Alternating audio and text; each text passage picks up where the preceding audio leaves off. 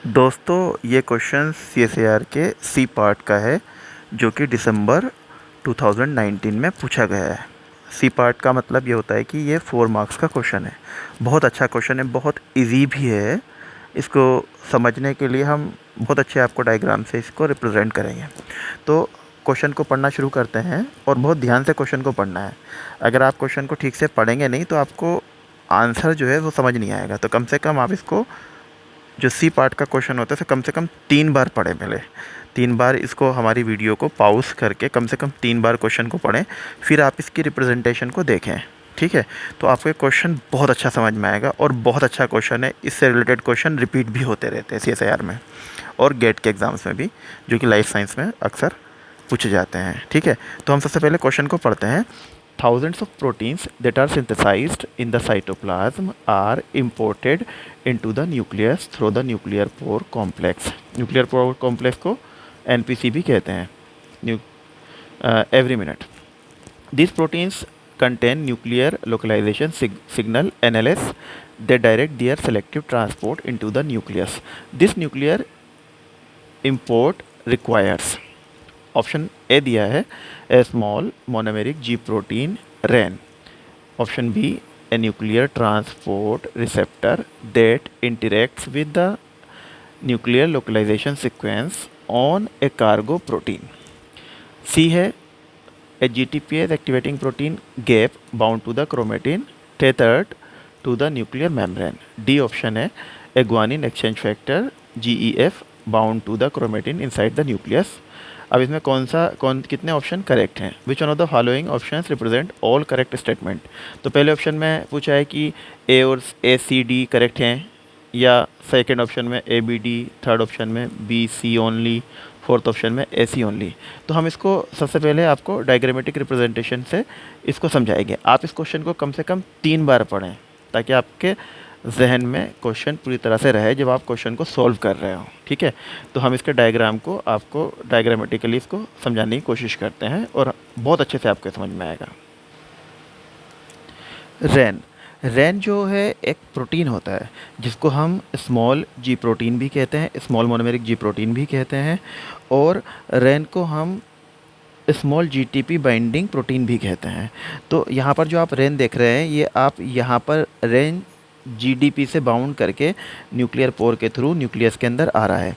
ये वाला जो पार्ट है ये साइटोप्लाज्म है, जो न्यूक्लियस के बाहर से बाहर होता है। ये साइटोप्लाज्म है, न्यूक्लियस के बाहर वाला पार्ट, और ये न्यूक्लियस है, आप अंदर देख सकते हैं। तो यहाँ पर जो है रैन, यहाँ पर रैन GTP बाइंडिंग प्रोटीन या स्मॉल GTP बाइंडिंग प्रोटीन या स्मॉल G प्रोटीन कहलाता है। तो ये GTP से बाउंड करके इस न्यूक्लियर पोर के थ्रू न्यूक्लियस के अंदर आ रहा है। ठीक है? यहाँ पर आप देख सकते हैं, ये यहाँ पर GTP और GDP में एक्सचेंज हो रहा है। ये GTP रैन को बाइंड कर रहा है, ठीक है, और GDP यहाँ से रिलीज़ हो रहा है। तो ये ऐसा क्यों हो रहा है?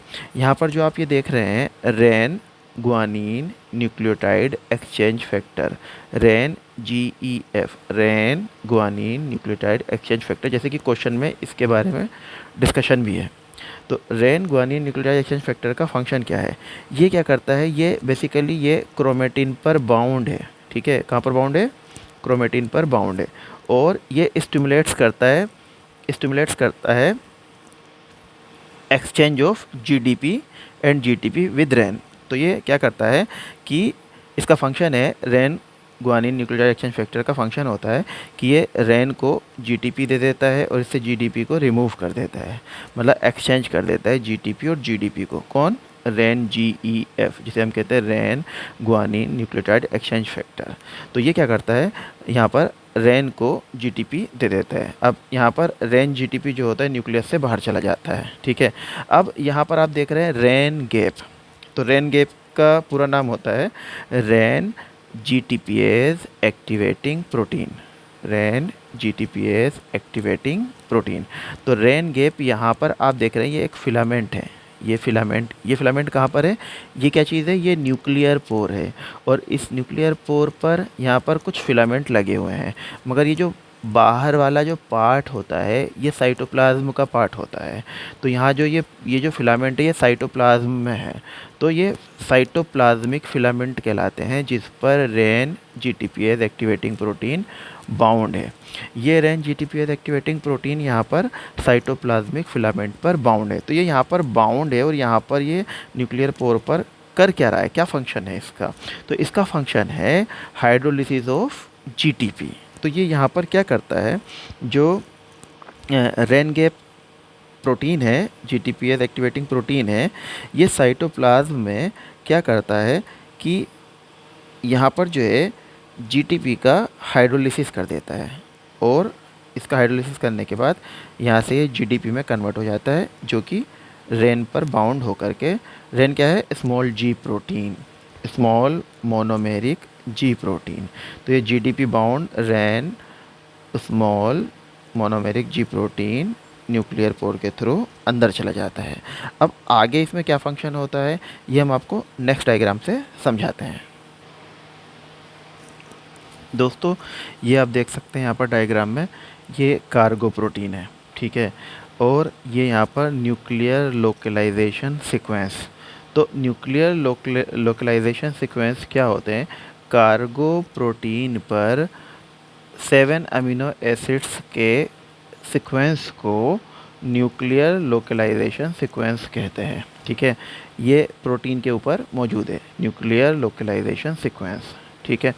तो न्यूक्लियर लोकलाइजेशन सीक्वेंस जो है ये यहाँ कार्गो प्रोटीन पर मौजूद है, जो कि 7 अमीनो एसिड से बना होता है न्यूक्लियर लोकलाइजेशन सीक्वेंस। अब आप देख सकते हैं कि ये एक प्रोटीन है इम्पोर्टिन। इम्पोर्टिन वो प्रोटीन होता है जो साइटोप्लाज्म से प्रोटीन को कैरी करके न्यूक्लियस के अंदर लाता है। उसी तरह से एक प्रोटीन अंदर भी होता है जो न्यूक्लियस के अंदर होता है, जिसका नाम होता है एक्सपोर्टिन। तो एक्सपोर्टिन क्या करता है? अंदर के प्रोटीन को जिनकी ज़रूरत नहीं होती है, ये जो सेल के ग्रोथ के लिए बाहर जाने होते हैं, वो यहाँ से एक्सपोर्टिन प्रोटीन न्यूक्लियर पोर के थ्रू बाहर चले जाते हैं। इम्पोर्टिन वो प्रोटीन होता है जो कार्गो प्रोटीन को अंदर ट्रांसपोर्ट करता है न्यूक्लियस के, और एक्सपोर्टिन न्यूक्लियस के अंदर के प्रोटीन को बाहर एक्सपोर्ट करता है, ठीक है।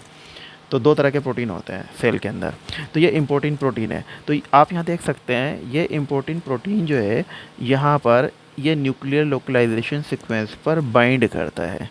जैसे ही ये न्यूक्लियर लोकलाइजेशन सीक्वेंस पे बाइंड करता है तो ये कार्गो प्रोटीन को कैरी करके इम्पोर्टिन प्रोटीन, क्योंकि इम्पोर्टिन प्रोटीन के लिए यहाँ पर जो होता है न्यूक्लियर पोर पर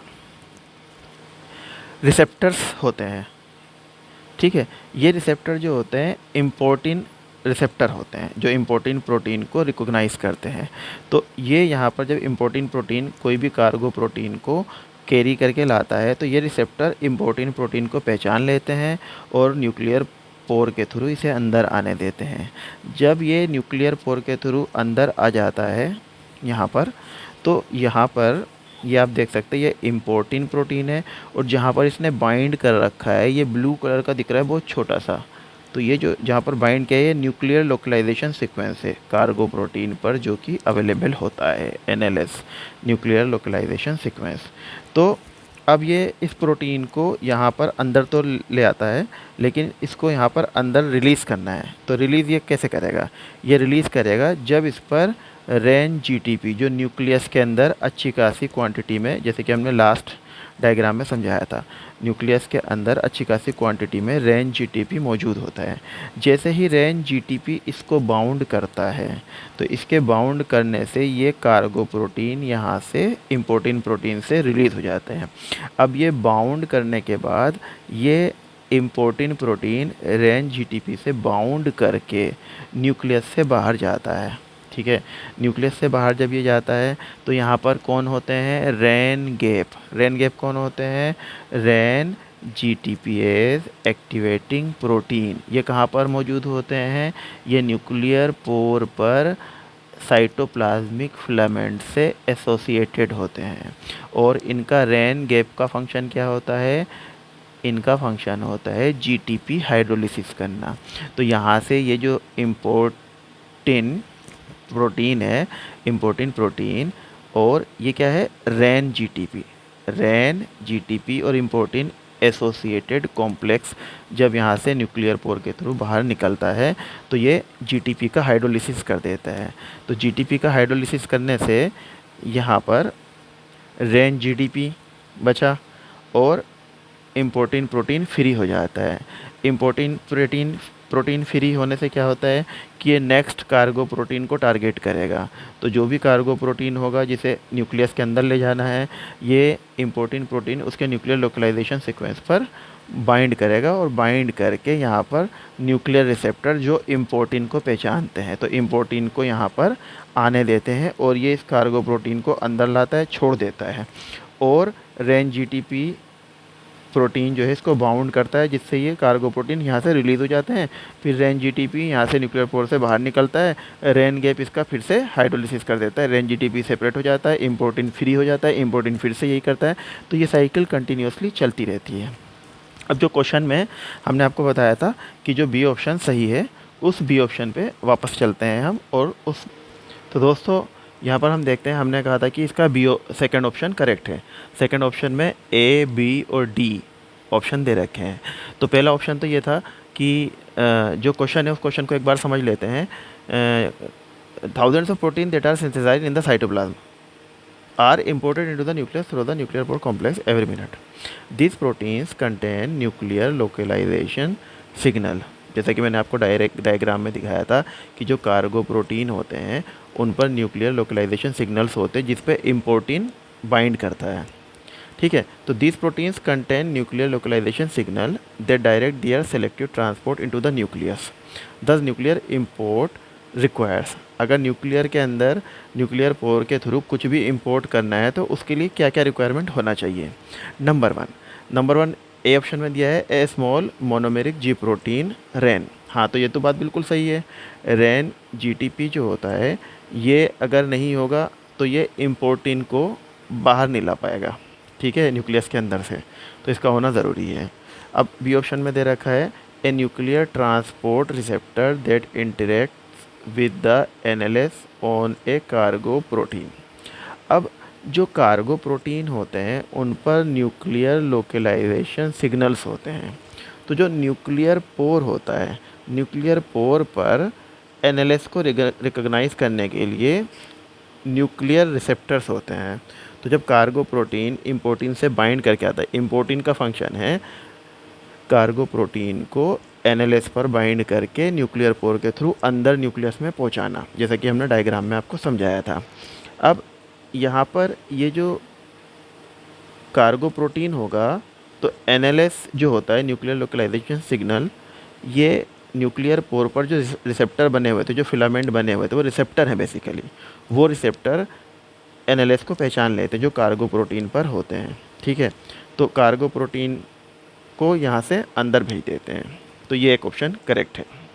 अब यहाँ पर थर्ड ऑप्शन सी ऑप्शन दे रखा है a GTPase activating protein bound to the chromatin tether to the nuclear membrane. तो यहाँ पर जो जीटीपीएस एक्टिवेटिंग प्रोटीन था गैप, ठीक है, तो रैन गैप जो है वो न्यूक्लियर पोर पर होता है साइटोप्लाज्मिक फिलामेंट पे। जीटीपीएस एक्टिवेटिंग प्रोटीन जो रैन गैप था, खाली गैप नहीं, रैन गैप, पूरा प्रोटीन जो कहलाता है वो रैन गैप कहलाता है, रैन जीटीपीएस एक्टिवेटिंग प्रोटीन। ये न्यूक्लियर पोर पर, आपको मैंने बताया था कि साइटोप्लाज्मिक फिलामेंट पर रैन गैप मौजूद है, तो उसका फंक्शन क्या था, हाइड्रोलिसिस करना। ये तो कार्गो प्रोटीन को अंदर ले जाने के लिए तो कोई फंक्शन नहीं कर रहा है, मगर ये साइटोप्लाज्मिक फिलामेंट पर मौजूद है जो जीटीपी का हाइड्रोलिसिस कर रहा है खाली, ठीक है। तो इसका कोई रोल नहीं है इंपोर्ट करने में, ठीक है। फोर्थ ऑप्शन है D a guanine exchange factor bound to the chromatin inside the nucleus. जैसा कि मैंने आपको दिखाया था कि अंदर जो है Ran guanine nucleotide exchange factor, इसकी फुल फॉर्म होती है GEF की ग्वानिन न्यूक्लियोटाइड एक्सचेंज फैक्टर। हालांकि क्वेश्चन में दे रखा है ग्वानिन एक्सचेंज फैक्टर, ठीक है। ये क्रोमेटिन पर बाउंड था, तो इसका क्या फंक्शन था, इसका फंक्शन था कि अंदर जो भी रैन जीटीपी प्रोटीन है, अंदर इम्पोर्टिन प्रोटीन जो आता है, इम्पोर्टिन प्रोटीन पर ये रेन जीटीपी जैसे ही बाउंड करेगा तो ग्वानिन एक्सचेंज फैक्टर क्या करता है, जीटीपी रेन को इम्पोर्टिन प्रोटीन को ट्रांसफ़र कर देता है। इम्पोर्टिन प्रोटीन जैसे ही जीटीपी से बाइंड करता है वो कार्गो प्रोटीन को न्यूक्लियस में छोड़ के और न्यूक्लियस से बाहर चला जाता है इम्पोर्टिन। फिर इम्पोर्टिन बाहर से कार्गो प्रोटीन को फिर से कैरी करता है एनएलएस पे बाइंड करके, फिर से उसको न्यूक्लियर पोर के थ्रू न्यूक्लियर रिसेप्टर्स पे बाइंड करके फिर अंदर लाता है। तो ये फंक्शन कंटिन्यू चलता रहता है। तो यहाँ जो ऑप्शन करेक्ट होता है वो सेकंड ऑप्शन होता है, सेकंड ऑप्शन जिसमें ऑप्शन दे रखे हैं ए, बी और डी। तो अगर आपको हमारा क्वेश्चन समझाने का तरीका, मेथड अच्छा लगे तो आप हमारे चैनल्स को सब्सक्राइब करिए, ताकि हम जो नेक्स्ट CSIR के क्वेश्चन जो सी पार्ट के और बी पार्ट के लाइफ साइंस के सॉल्व कर रहे हैं वो आपको सबसे पहले मिल सकें। ठीक है, तो आप हमारे चैनल को लाइक करिए अगर आपको हमारा पढ़ाना पसंद आ रहा है, और सब्सक्राइब करिए। और जिन लोगों को इसकी ज़रूरत है, जो लोग जून CSIR का एग्ज़ाम देना चाह रहे हैं और घर पर बैठकर अच्छी तैयारी करना चाहते हैं, तो उन सबको हमारी ये वीडियो शेयर करिए। Thank you very much.